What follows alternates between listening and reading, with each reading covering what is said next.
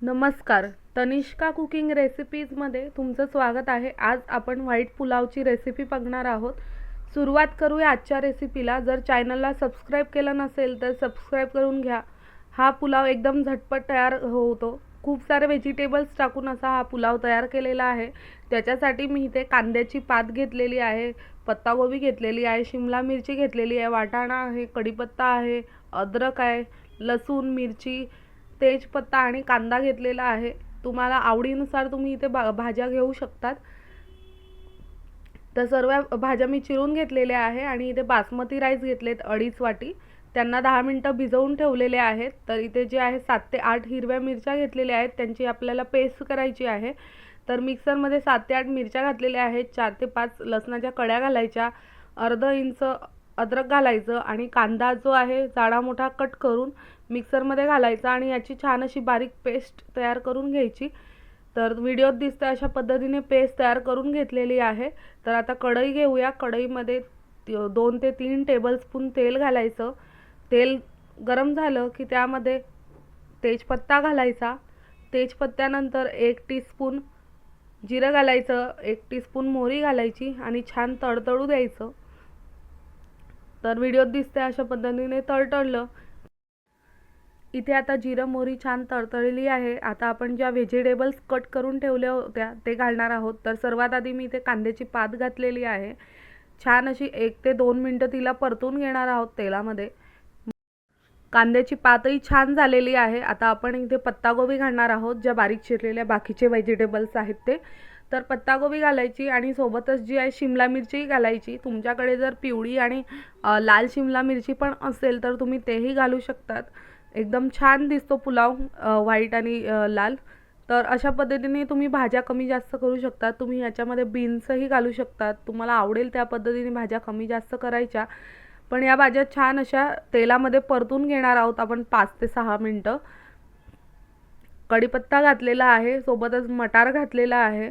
छान अशा होऊ द्यायच्या 5 ते 6 मिनिटं सर्व भाज्यांना तेलामध्ये. तुम्ही डब्यामध्ये मुलांना भाज्या खायला मुलं किरकिर करतात, तर तुम्ही अशा पद्धतीने त्यांना पुलाव करून देऊ शकतात सर्व भाज्या टाकून. तर आपण जी पेस्ट केली होती मिरची, अद्रक, लसूण, कांद्याची, ती घालायची आणि छान असं परतून घेणार आहोत. तर आता इथे जवळजवळ मला 4 ते 5 मिनिटं झालेले आहेत सर्व भाज्या मसाला मिक्स करून. तेल जेवढ्या तुम्ही या भाज्यांना भाजणार मंद आचेवरती तेवढ्या पुलावाला छान टेस्ट येते. तर याच्यामध्ये बिर्याणी मसाला घातलेला आहे मी 1 ते 1.5 टीस्पून. तुमच्या आवडीच्या पद्धतीने तुम्हाला जो मसाला घालायचा असेल तो तुम्ही घालू शकतात किंवा मसाला न घालता तुम्ही खडे मसालेही डायरेक्ट घालू शकतात. तर सोबतच जे 10 मिनिटं आपण तांदूळ भिजत घातला होता तो तांदूळ घालायचा आणि मिक्स करायचं. आता तांदळालाही चांगलं 3 ते 4 मिनिटं भाजून घेणार आहोत मंद आचेवरती. जेवढं तुम्ही तांदूळ आणि भाज्या भाजणार तेवढं छान लागतो हा पुलाव. एकदा नक्की अशा पद्धतीने करून बघा, खायला खूप टेस्टी लागतो. साईडलाच मी पाणी गरम करत ठेवलेलं आहे. या पुलावमध्ये गरम पाणी घालायचं जेणेकरून भात लवकर वरती शिजतो. तर आता इथे जवळजवळ मला 3 ते 4 मिनिटं झालेले आहेत तांदूळ भाजून. तर याच्यामध्ये मी 1 टेबलस्पून तूप घालत आहे. तुम्ही बटरही घालू शकता तुमच्या आवडीनुसार. तर मिक्स करून घ्यायचं व्यवस्थित आणि भाजून घ्यायचं. आता इथे चवीप्रमाणे मीठ घालणार आहोत. तर चवीप्रमाणे मीठ घालायचं. एकदा अशा पद्धतीने पुलाव नक्की करून बघा. नेहमी आपण खिचडी बनवतो त्यापेक्षा असा पुलावही खायला खूप छान लागतो.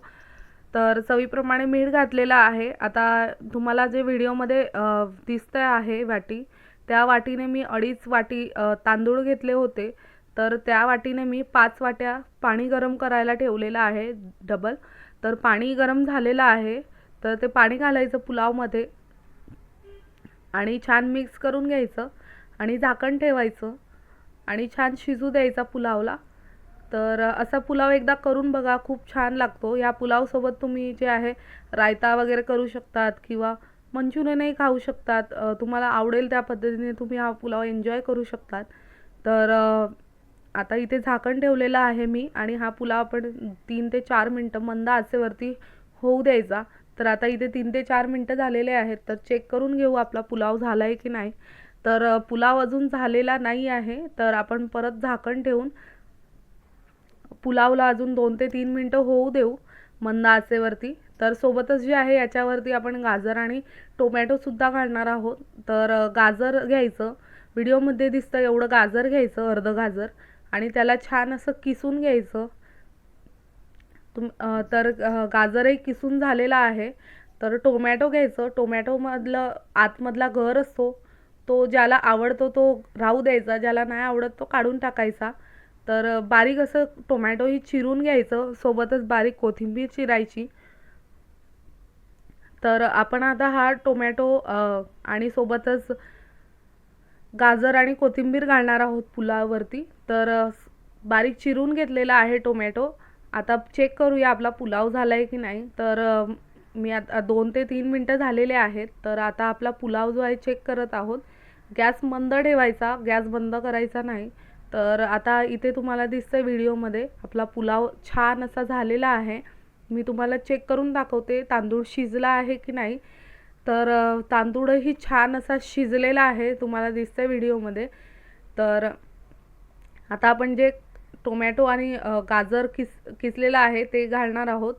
तर टोमॅटो घालायचं आणि सोबतच गाजर घालायचं आणि कोथिंबीर घालायची आणि मंद आचेवरती झाकण ठेवून 2 ते 3 मिनटं होऊ द्यायचं आणि मग त्याच्यानंतर गॅस बंद करायचा. पण वाफ फोडायची नाही पुलावची.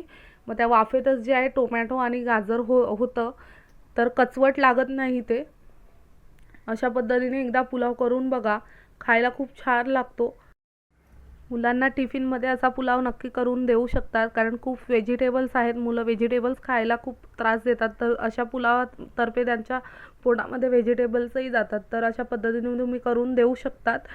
तर आता इथे जे आहे जवळजवळ 10 मिनटं मी असाच त्याला बंद ठेवलेला होता, गॅस बंद करून. तर आता तुम्हाला दिसतंय व्हिडिओमध्ये आपला पुलाव एकदम तयार झालेला आहे. तर याला सर्व करून घेऊया. तुम्हाला हवं असेल तर जेव्हा आपण भाज्या घालतो तेव्हा तुम्ही गाजर आणि टोमॅटो घालू शकतात, पण अशा पद्धतीनेही छान लागतो पुलाव. एकदा नक्की ट्राय करा.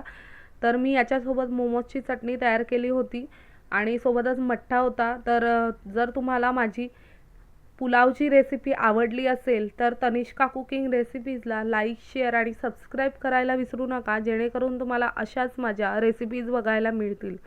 धन्यवाद.